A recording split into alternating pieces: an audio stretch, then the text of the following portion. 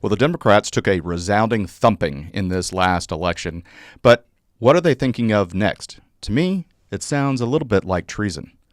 Let's talk about it on the Azimuth Podcast. My name is Barrett McNabb, and with me is Kimberly McNabb. So let's go ahead and watch this video clip of the Democrats scheming. There's one more idea. A shadow government, similar to the UK. A group of lawmakers that mirrors the cabinet and publicly challenges them. Say Senator-elect Adam Schiff as Shadow Attorney General, Congressman Gregory Meeks, Secretary of State, or Colorado Senator Michael Bennet as Treasury Secretary. Well, that idea isn't just coming from a strategist, but a lawmaker. And joining me now, the man behind this idea, Congressman Wiley, a Democrat from North Carolina. No dream music needed. You're in person with us. Congressman, why do you think this is the way to possibly challenge this administration? First of all, this is something we can do. This is something that definitely can happen. And they've been doing it for over 100 years in the UK. Mm-hmm. So this is an idea that's time has come. And if we do the exact same thing against Trump, we're going to get the same results. We have to step up our game. We have to go toe-to-toe with Trump. And it's not just about saying, what we're against. It's about saying what we're for and putting our best messengers out there to go toe-to-toe. They put Elise Stefanik at the UN. We should have someone going one-on-one with her, talking about, what we would do better and why the choices they make are wrong. So what would this look like? It would be somebody who acts as if it was, State of the Union, a response they would give every time there is a major speech or press conference, or they'd have their own issue or white papers. What would this look like in practice? First and foremost, it's about accountability. It's about keeping, public pressure on every member of the cabinet. When they step out of line, you got someone, who is there ready to call them out. That's something we don't have. You've got an issue with the EPA. You've got the spokesman taking a counterpoint right away on your show. That's the point of it, something where leadership, Hakeem Jeffries, Schumer, they could appoint folks, and we've got a ready match to go toe-to-toe. And it's worked well in the UK. There are some who would look at this and criticize it and suggest that you'd be delegitimizing this administration, not simply giving an alternative accountability vehicle. What do you say to those who'd question this as a ploy to try to undermine a decisive victory? I think it's about making sure that they're accountable. That's the whole point of it. And, like anything, you start it from scratch. You get to do it our own way, our own American way. They've certainly they've done it for a while again in the UK. But, what I want to do is I want an answer. I want a message on our issues. I want to talk about the stuff that we want to do. So in the next election, we say, okay, Trump is deporting, families. This is the policy we would put in place. And that's what you get with the shadow cabinet. All right, this is absolutely absurd. First of all, we're not the fucking UK. Right. We fought a war. I don't want to be the UK. We fought a war to break away from them. Yeah. It's called the Revolutionary War. And second, what mother names her son Wiley? I mean, he's scheming here. So, okay, this is the Wiley Coyote of our day. Right. And then we already know what you guys want. The Democrats have been in charge 12 out of the last 16 years. We're well aware of it. Like 70, 80% of the American populace thinks that America is on the wrong track. Right.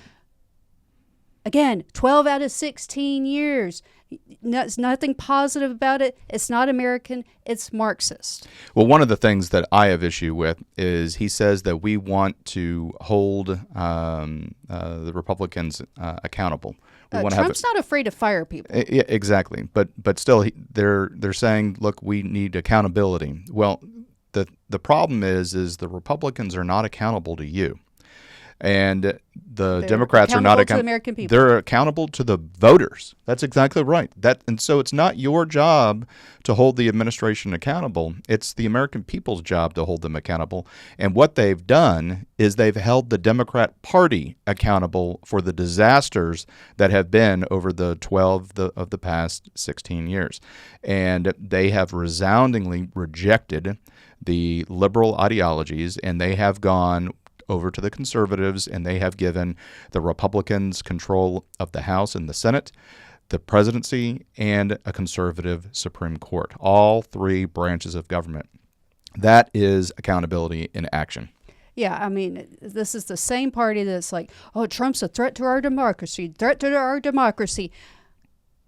You're undermining our, quote, democracy Right. when you're trying to undermine the government that was elected by the people. Right. So I mean, so let's just see how this works. I mean, she threw 'cause out. I was like, what does this mean? Yeah, she was talking about Adam Schiff being Secretary of State and stuff like that. So that's what would happen is because right now I guess it's a free for all, right? So anybody does anything on one side, the other side just sends out mean tweets and that goes on CNN and talks about it and they have a big giant gambit of things that they talk about.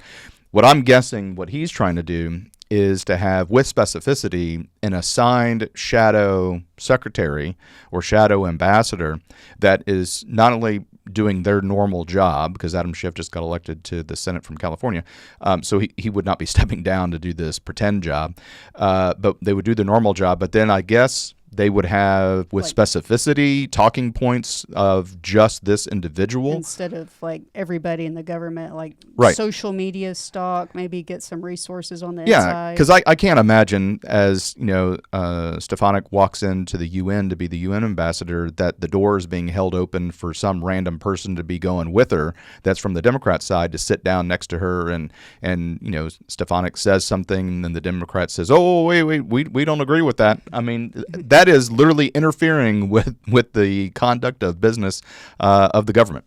Right. I like to, when things like this are talked about, I want people to keep in mind, like, what if it were done to you? Like, the Democratic Party just doesn't seem to stop and think, what if the tables are turned? Like, oh, you wanted to get rid of the filibuster. Well, they, never stop to think, well, what if the Republicans are in charge? Would we want the same thing done to us? So, okay, Democrats, when you get back in charge, do you want the Republicans to do the same thing to you? They never stop to think about that. Well, yeah, I would love somebody to ask AOC and say, you know what? You were right. And you were absolutely right. We need to get rid of the filibuster right now. And we need to pack the Supreme Court. Do you think she would go along with that now? Because it's a Republican-controlled Senate. So are you sure you want to eliminate the filibuster? Are you sure you want to pack the Supreme Court? Because Republicans can do that, I guess, since it's your idea and you say it's a great idea. They're just trying to do what you want, right?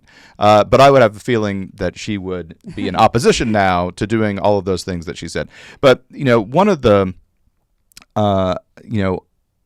things that I could just see is, again, it's not going to be some random childless cat lady that's on social media, it's on Facebook, that's going to, listen to potentially Secretary of State Rubio and interacting with China over the Taiwan. Yeah, it would be someone who's been in a similar position. Yeah, I mean, it's not going to be like Rubio says something and she gets on her Facebook group and says, I can't believe that, he should have said this. This is the way the policy. No, that person doesn't matter. Sorry, you don't matter. You're not in a position of power. You're just behind a keyboard. But let's just say that it's somebody powerful like Schiff, Senator-elect Schiff, someone who works for him, or some. Well, specifically though, the danger would be for a high-ranking politician to provide criticism, because then there's not a unity of effort as you're interacting with your adversaries, right? And so it's, which message is China going to listen to? Are they going to listen to the elector? Are they going to listen to the shadow cabinet? Because these people are going to be talking as if they were a legitimate organization or a legitimate branch of the government. And of course they're not, but it would cause confusion when you have different messaging. That's why there's only one press secretary in the White House that's giving messaging, and there's not a shadow press secretary that's giving alternate messaging. Well, I mean, also, they don't even need to do this. I mean, you just watch whatever the Republicans are doing, assume that the Democrats would do the exact opposite. And I'm here to tell you, if you want good policy, which I'm assuming they don't, they just want to fight.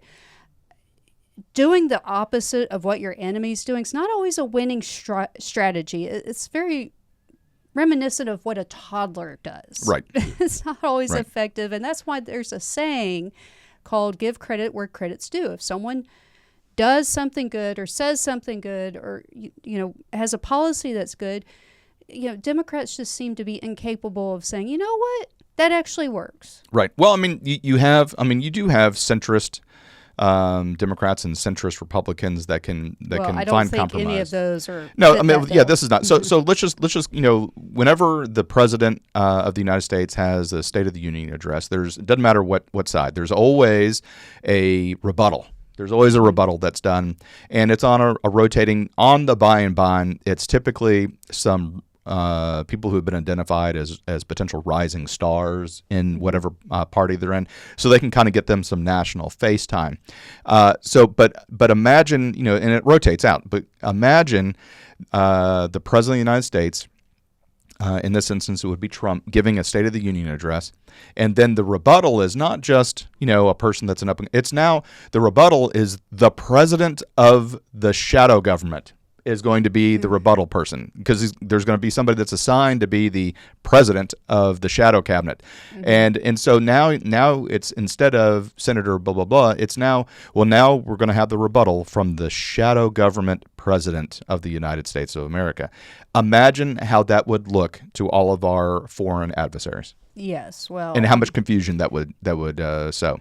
well, further proving that the Democratic Party is becoming more and more Marxist, because that's all Marxists want to do is divide people up, cause confusion and chaos. Right. I mean, this just, I cannot. I mean, this is treasonous. This is borderline treasonous to me. Well, also, he forgets or seems to be ignorant of the fact that the left owns so much of the public sphere as it is. You have big tech, you have most of the media outlets, CNN, Washington Post, MSNBC, New York Times, so many outlets. And then Big Pharma, they own so much space as it is. Right. Celebrity endorsements as well. Celebrity endorsements. Right. So they already have a shadow government. So many other entities that they control that influence America. And, I mean, let's put aside the Electoral College and let's talk about the popular vote. Resoundingly, the American people do not agree with your policies, Democrats. They don't. They voted to not have that. And to your point, you said that their messaging during the entire campaign was Donald Trump was a threat to democracy. Never mind that there was not an open primary. Everything was squashed in favor of President Biden. And then when he backed out of the race and he coronated Harris, there was not an open primary for that either. And so, that's a destruction of democracy. You have all of the lawfare that was just levied against Donald Trump as soon as he said that he was running for re-election. Man, those things just came, and it was clearly a mistake. People saw through that. And I think people just were like, "This is so much. It's got to be what Donald Trump says is this lawfare," and people rejected you for it. So why would you think it'd be a good idea to have a shadow government? Yeah, to be a threat against democracy, against the will of people. Yeah. Again, and I hope the next time this guy's up for election, the will of the people say, you know what? This is democracy. Vote you out. Absolutely. So we saw this. We thought it was absurd, and we wanted to bring it to you during Thanksgiving week just so you could have a chuckle at your dinner table. So thanks for tuning into Azimuth Podcast, and please stay tuned after these messages.